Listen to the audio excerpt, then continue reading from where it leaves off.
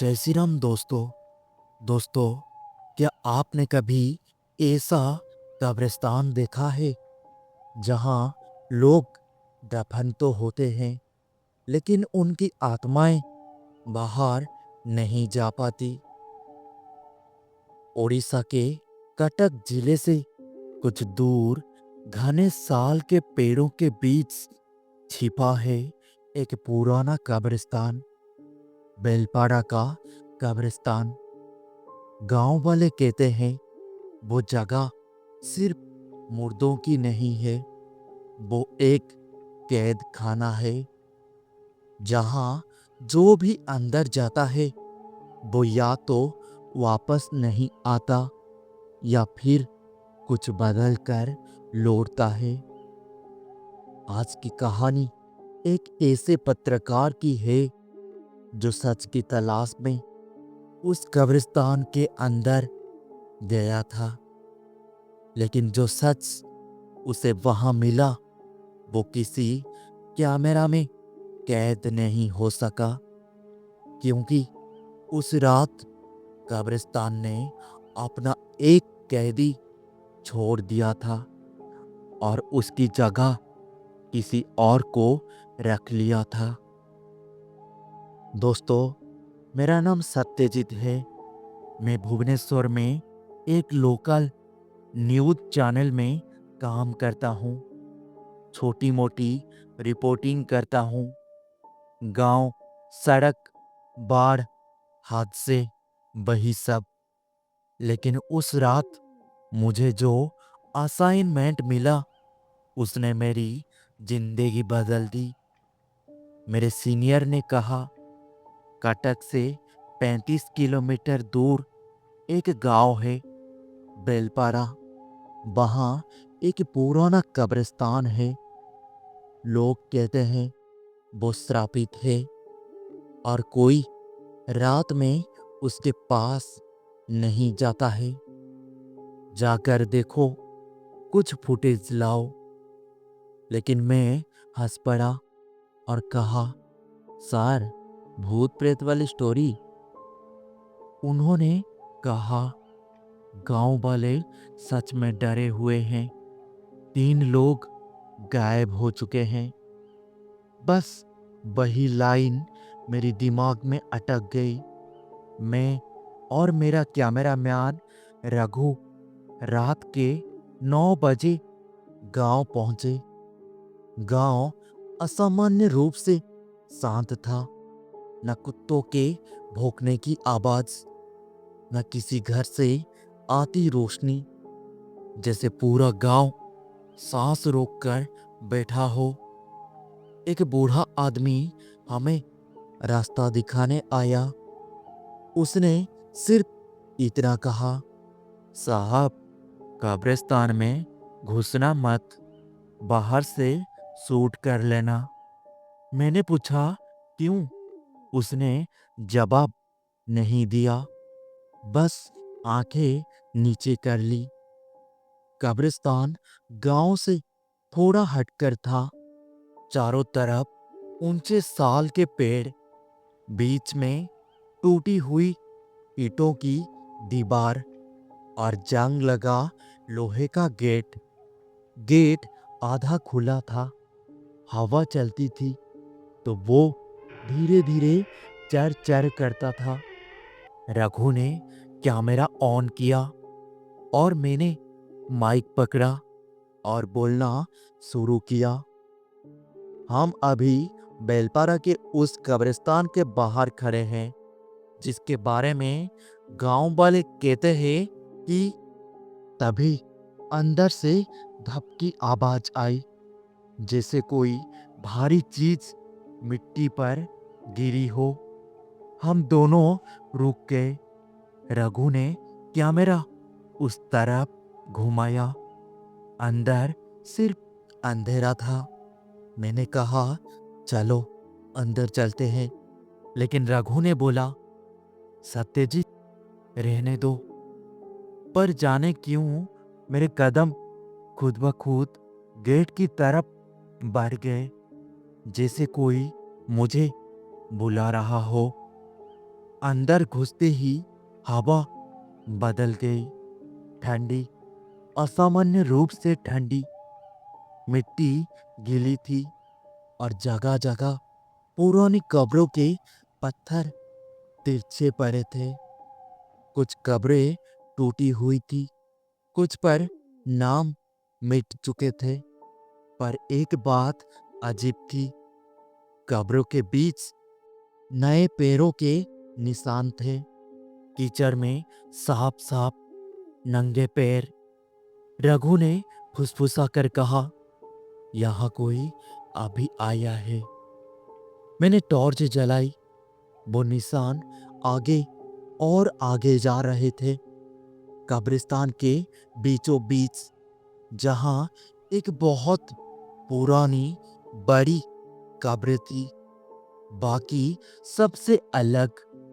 उस पर कोई नाम नहीं लिखा था, बस पत्थर पर गहरे खरोंच जैसे निशान, जैसे किसी ने नाखून से रगड़ा हो। अचानक कैमरा बंद हो गया। रघु ने बोला, अरे बैटरी तो फुल थी, फिर ये कैसे बंद हुआ?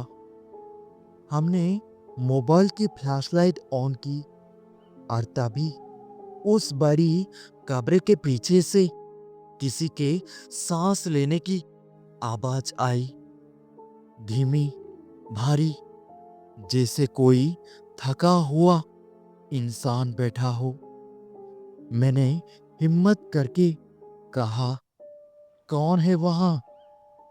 कोई जवाब नहीं, बस सांस। फिर मिट्टी उड़ने की आवाज, जैसे कोई हाथ से मिट्टी हटा रहा हो। मेरी टॉर्च की रोशनी कांप रही थी। मैंने रोशनी उस दिशा में डाली और जो मैंने देखा वो आज तक मेरी नींद में आता है।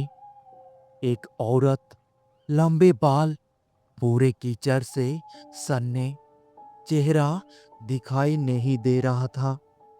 वो घुटनों के बल बैठी उसी कब्र की मिट्टी खोद रही थी, नंगे हाथों से। मैंने कांपते आवाज में कहा, मैडम, आप ठीक हैं? वो रुकी और धीरे धीरे उसने सिर हमारी तरफ घुमाया और उसके बाल हटे। उसका चेहरा आधा सड़ा हुआ, आधा काला, और उसकी आंखें पूरी सफेद। रघु ने चिल्लाया, भागो सत्यजीत, भागो। हम मुड़े पर गेट गायब था।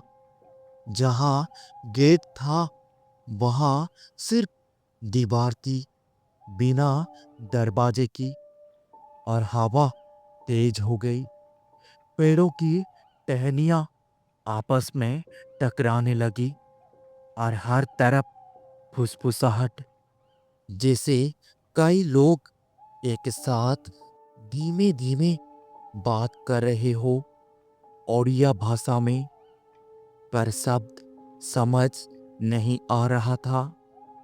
और उसके पीछे और लोग खड़े थे, दर्जनों, मिट्टी से सन्ने, फटे कपड़े, खाली आंखें, सब उसी कब्र के पास हमें घूरते हुए।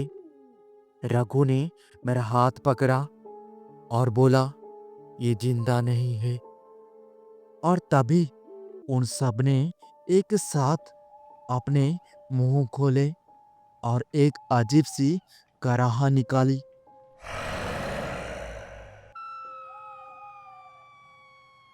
जैसे धरती के अंदर से आवाज आ रही हो। अचानक मेरे पैर किसी चीज से टकराए और मैं गिर पड़ा। नीचे देखा, एक ताजी खुदी कब्र और उस पर दो नाम लिखे थे, सत्यजीत और रघु। तारीख आज की। रघु चीखने लगा, ये कैसे? ये किसने? तभी मिट्टी के अंदर से किसी ने टखना पकड़ लिया, बर्फ जैसे ठंडे हाथ में। मैंने पूरी ताकत से पैर खींचा, पर पकड़ और मजबूत हो गई। रघु मुझे खींच रहा था और मैं उसे, और नीचे से वो हाथ मुझे मिट्टी में घसीट रहा था।